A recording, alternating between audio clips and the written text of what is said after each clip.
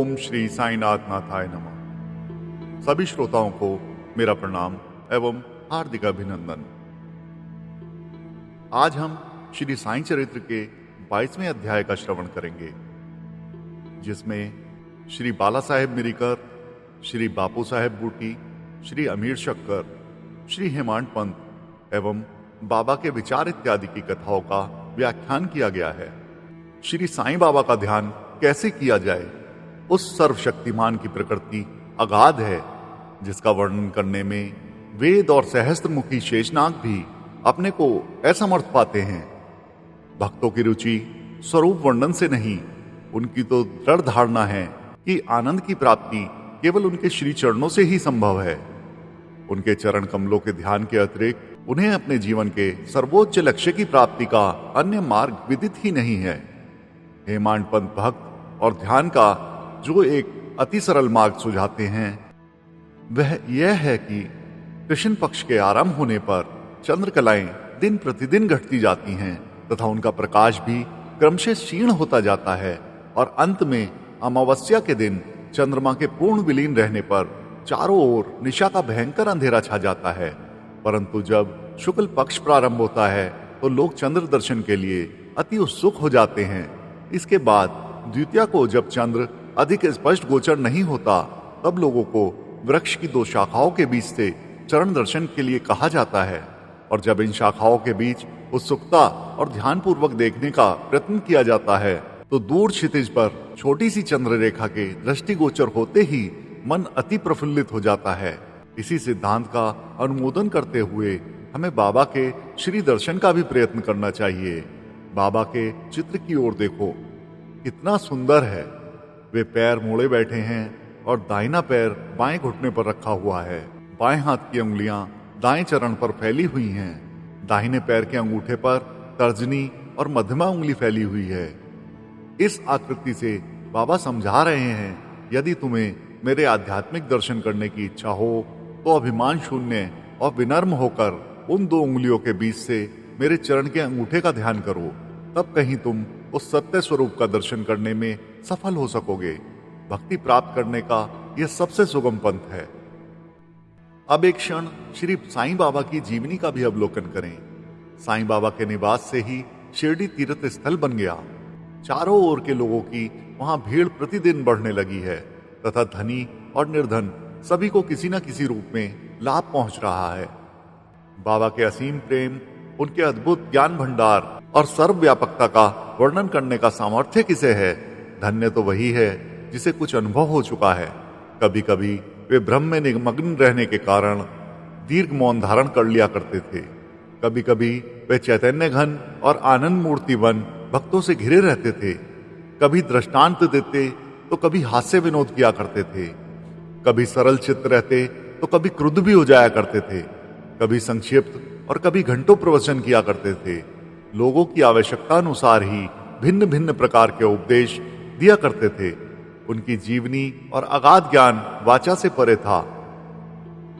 उनके मुखमंडल के अवलोकन, वार्तालाप करने और लीलाएं सुनने की इच्छा सदा अतृप्त ही बनी रही। फिर भी हम फूले न समाते थे। जल वृष्टि के कणों की गणनाएं की जा सकती हैं। वायु को भी चर्म की थैली में संचित किया जा सकता है, परंतु बाबा की लीलाओं का कोई भी अंत न पा सका। अब उन लीलाओं में से एक लीला का यहाँ दर्शन करें। भक्तों के संकटों के घटित होने के पूर्व ही बाबा उपयुक्त अवसर पर किस प्रकार उनकी रक्षा किया करते थे। श्री बाला साहेब मिरीकर, जो सरदार काका साहेब के सुपुत्र तथा कोपर गांव के मामलतदार थे, एक बार दौरे पर चितली जा रहे थे। तभी मार्ग में वे साईं बाबा के दर्शनार्थ शिरडी पधारे। उन्होंने मस्जिद में जाकर बाबा की चरण वंदना की और सदैव की भांति स्वास्थ्य तथा अन्य विषयों पर चर्चा की। बाबा ने उन्हें चेतावनी देकर कहा, क्या तुम अपनी द्वारिका माई को जानते हो? श्री बाला साहेब इसका कुछ अर्थ न समझ सके, इसलिए वे चुप ही रहे। बाबा ने उनसे पुनः कहा कि जहां तुम बैठे हो वही द्वारिका माई है। जो उसकी गोद में बैठता है वह अपने बच्चों के समस्त दुखों और कठिनाइयों को दूर कर देती है। यह मस्जिद माई परम दयालु है। सरल हृदय भक्तों की तो वह मां है और संकटों में उनकी रक्षा अवश्य करेगी। जो उसकी गोद में एक बार बैठता है उसके समस्त कष्ट दूर हो जाते हैं। जो उसकी छत्र छाया में विश्राम करता है उसे आनंद और सुख की प्राप्ति होती है। तदुपरांत बाबा ने उन्हें ऊदी देकर अपना वरद हस्त उनके मस्तक पर रखकर आशीर्वाद दिया। जब श्री बाला साहेब जाने के लिए उठ खड़े हुए तो बाबा बोले, क्या तुम लंबे बाबा को जानते हो?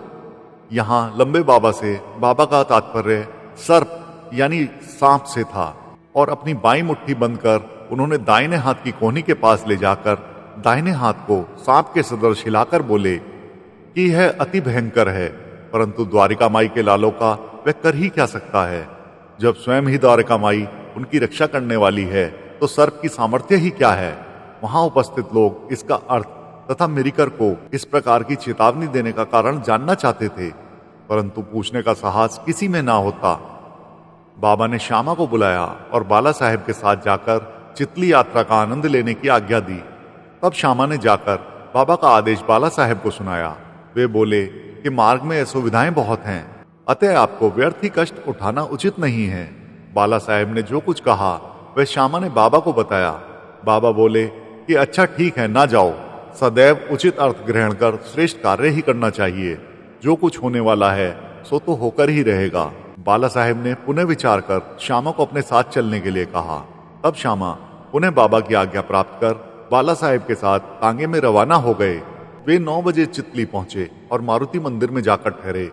ऑफिस के कर्मचारी गण अभी आए नहीं थे, इस कारण यहाँ वहां की चर्चाएं करने लगे। बाला साहेब दैनिक पत्र पढ़ते हुए चटाई पर शांतिपूर्वक बैठे थे। उनकी धोती का ऊपरी सिरा कमर तक पड़ा हुआ था और उसी के एक भाग पर एक सर्प बैठा हुआ था। किसी का भी ध्यान उधर न था। वह सीसी करता हुआ आगे रेंगने लगा। यह आवाज सुनकर चपरासी दौड़ा हुआ लालटेन लेकर आया।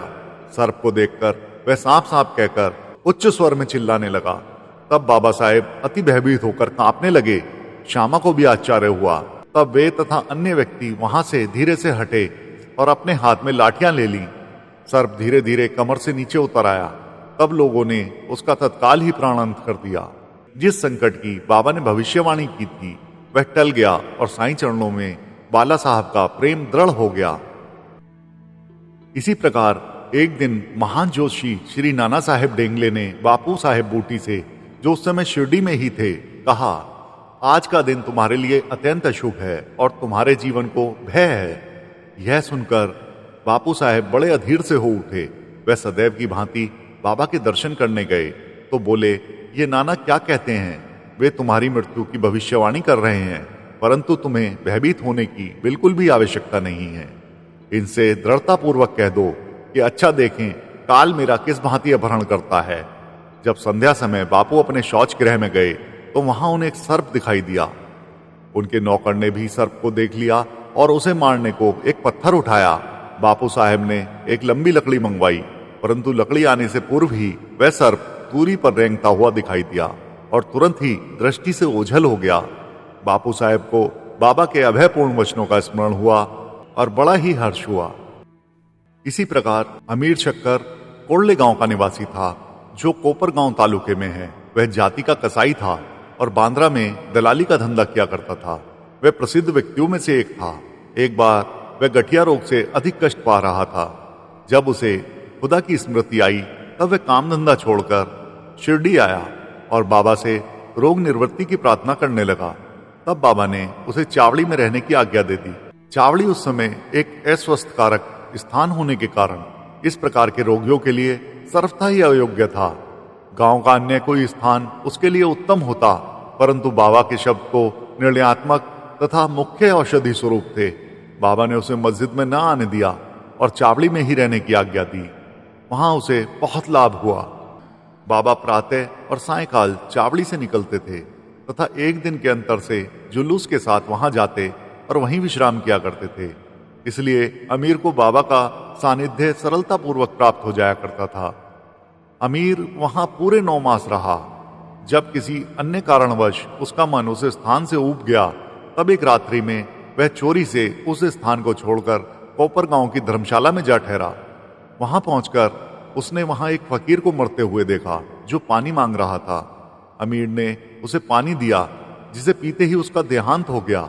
अब अमीर किंग कर्तव्य विमूढ़ हो गया। उसे विचार आया कि अधिकारियों को इसकी सूचना दे दूं तो मैं ही मृत्यु के लिए उत्तरदायी ठहराया जाऊंगा और प्रथम सूचना पहुंचाने के नाते मुझे ही अवश्य इस विषय की अधिक जानकारी होगी। सबसे प्रथम मैं ही पकड़ा जाऊंगा। तब बिना आज्ञा शिरडी छोड़ने की उतावली पर उसे बड़ा पश्चाताप हुआ। उसने बाबा से मन ही मन प्रार्थना की और शिरडी लौटने का निश्चय कर उसी रात्रि बाबा का नाम लेते हुए पौ फटने से पूर्व ही शिरडी वापस पहुंचकर चिंता मुक्त हो गया। फिर वह चावड़ी में बाबा की इच्छा और आज्ञा अनुसार ही रहने लगा और शीघ्र ही रोग मुक्त हो गया। एक समय ऐसा हुआ कि किसी अर्धरात्रि में बाबा ने जोर से पुकारा, ओ अब्दुल, कोई दुष्ट प्राणी मेरे बिस्तर पर चढ़ रहा है। अब्दुल ने लालटेन लेकर देखा तो बाबा के बिस्तर पर वहां कुछ दिखाई नहीं दिया। बाबा ने ध्यानपूर्वक सारे स्थान का निरीक्षण करने के लिए कहा। वे अपना सटका भी जमीन पर पटकने लगे। बाबा की यह लीला देखकर अमीर ने सोचा, हो सकता है कि बाबा को किसी सांप के आने की शंका हुई हो। दीर्घ काल तक बाबा की संगति में रहने के कारण अमीर को उनके शब्दों और कार्यों का अर्थ समझ में आ गया था। बाबा ने अपने बिस्तर के पास कुछ रेंगता हुआ देखा। तब उन्होंने अब्दुल से बत्ती मंगवाई और एक सांप को कुंडली मारे हुए वहां बैठे देखा जो अपना फन हिला रहा था। फिर वह सांप तुरंत ही मार डाला गया।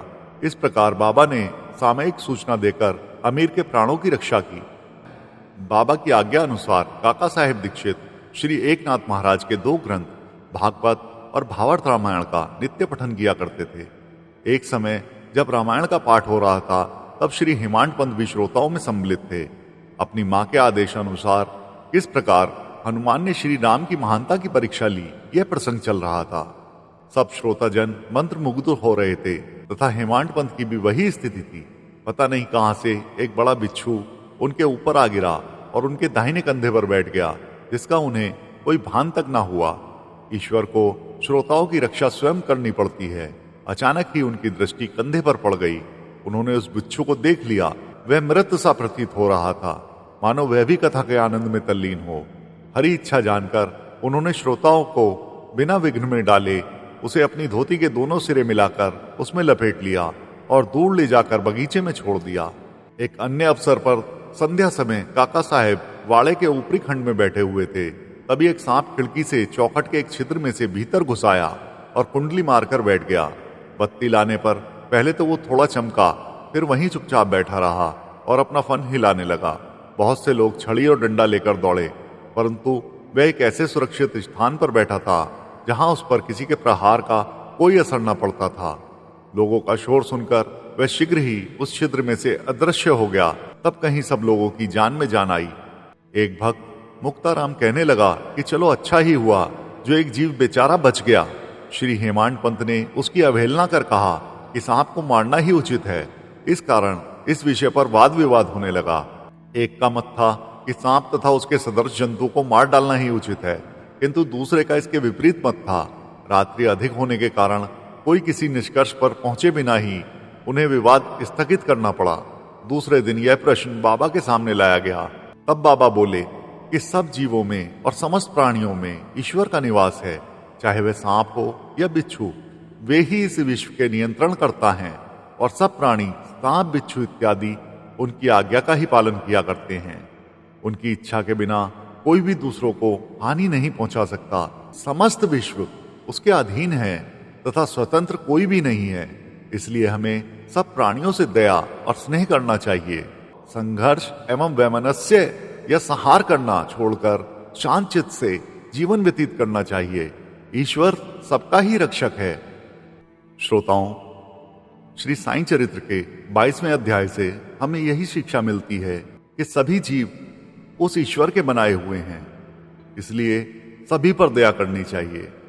आप सभी ने बड़े ही ध्यानपूर्वक, बड़े ही भक्ति भाव से श्री साईं चरित्र के 22वें अध्याय का श्रवण किया, उसके लिए हम आपके हार्दिक आभारी हैं। ओम श्री सद्गुरु साईनाथार्पणमस्तु। शुभम भवतु। ओम साई राम।